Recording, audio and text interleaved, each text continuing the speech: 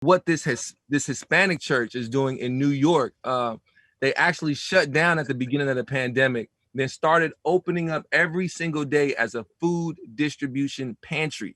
They have given out over 6 million pounds of food since Amen. March. It's the Amen. largest volunteer run pantry in New York.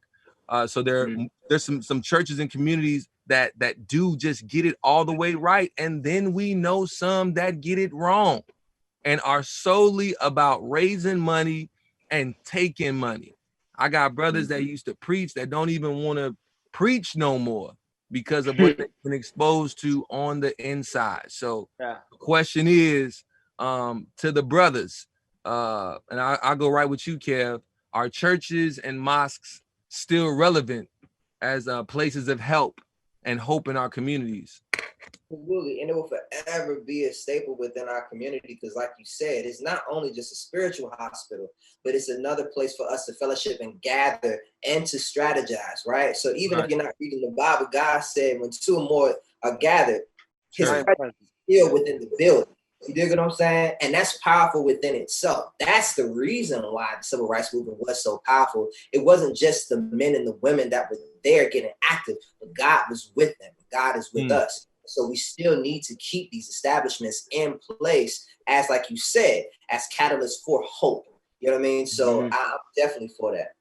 I'm rocking with you on that heavy because since the quarantine, man, that's crazy. Since I want to say March, me and the homies, we have a Bible study on the Sabbath. You know what I mean? And we talk about basketball all the time. You know, back in the day, we was always just talking about females, all type of, you know, extracurricular stuff, but we never really got on the line and chopped it up on spirituality. You know what I mean? And through that, our friendship has just gained so much more. So I'm gonna come over to you, Jacob, from a spiritual side. How you feeling, you know, during the pandemic on the church side? Where you at with it? No, I think that's a really interesting conversation. I feel like I've been having with a lot of just, you know, my peers, and which has been really, really refreshing. I think we all just even if we're not linking up going to church, we're always talking about meditating. We're always talking about finding our inner selves and finding our inner peace and finding who we are and meditating before we go out into the world to, you know, change our own thinking at home first, you know what I mean? And then step out into the world and change different minds. So I think it's extremely important. I don't know if necessarily the Black church specifically is what my peers are like going to exactly, you know what I mean? Like, we're going to the church today. You know, I think it's more so like what Kev was saying, like we're linking up more and we're creating our own sort of church and our own union. And I think that's really going to be just the most important thing overall. And then, you know, but it's going to be good to have those OGs, those pastors, those people that's, you know, been around for a long time, giving us to move forward our way. You know what I mean? Yeah, BD. I'm curious, BD, where your head is on this, because from the time I've known you, you always seem so cool and like you got it together. You know what I'm saying? Laid back. You got that. We in one of our Bible studies, we talk about fruits of the spirit. We talk about peace. You know what I'm saying? So like you usually have that, and brothers can draw from that. What keeps you grounded? You know what I mean during these times on the spiritual side? You know, I would just say, like, one, my faith in God, you know what I mean? I would say my faith in my sense of being here, you know what I mean? My sense of purpose, my faith that, you know, I'm going to be a part of something that is going to forever change the dynamic of, you know, who we are as Black people, you know what I mean? And so, you know, I say, like, those are my prayers. You know what I mean? Like, those are the things that I'm asking God for. And I believe that, you know, prayer is meditation. Prayer is a way to control anxiety. You know what I mean? And to Kev's point, you know, when we gather, you know, the power, you know what I mean? It's so much power. You know what I mean? To even what Trevor was saying is, like, just as Black men, when I went to Africa, I saw Black dudes holding hands walking down the street. I had never seen that in my life, bro. Right. And I was like, yo, imagine if I could do that with my homeboys in South Central. dudes that may still have beef with me today. You know what I mean? Imagine if we can walk through Chicago and you can walk from downtown all the way to the south side. You know what I mean? The same way they do it, you know, from Brentwood to the Palisades. So that's just kind of like where I've been finding my stuff, is just knowing that y'all so sharp.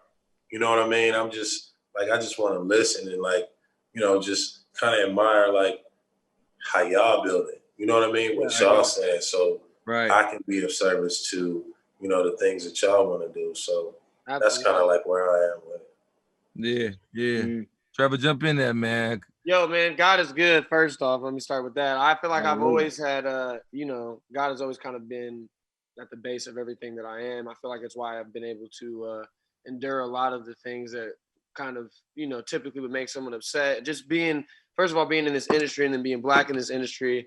And then I feel like when I turned 23, I started to like understand that I was like my own like man, and like everything was, I started feeling responsibility. I started feeling pressures of life, started like realizing I'm in control of this bag, like this body, like I just have to, I'm in full control, and that can be overwhelming sometimes, you know what I'm saying? But for me, I feel like regardless where I was at, God has never been more than a step behind me or in front of me or wherever I'm at, you know, whether I'm acting a fool or I'm on my stuff, it's just always kind of been, like, you can't get away from it. And I'm like so thankful for that, because I feel like some people, they never, I mean, I feel like maybe once in their life, they're not truly exposed, but I feel like God shows up at every area of every moment of my life, just being like, hey, you thought, you know what I'm saying? Right. And I'm like so appreciative of that. And it kind of keeps me going. But in terms of your question about the church and thing, I think things can be misconstrued all the time, bro. I don't think it's, you know, man is man regardless. And so sometimes it can taint a lot of things that are pure. So there are some churches that I feel are definitely not preaching the love of God and trying to preach, you know, whatever else. And I think there are places that truly, because I feel like God can't be taught, he has to be felt. You know, anybody can know every word of the Bible and still not know what the love of God is like until you know, open yourself up to that. And it's multiple gods. You know what I'm saying? Like, it's all kinds of guys that people be praying to. So, you know, that's why I switched it up on my side and I said the Most High. Yeah. Top tier. I don't know about you. But... Yeah, no, I'm going on. We're going.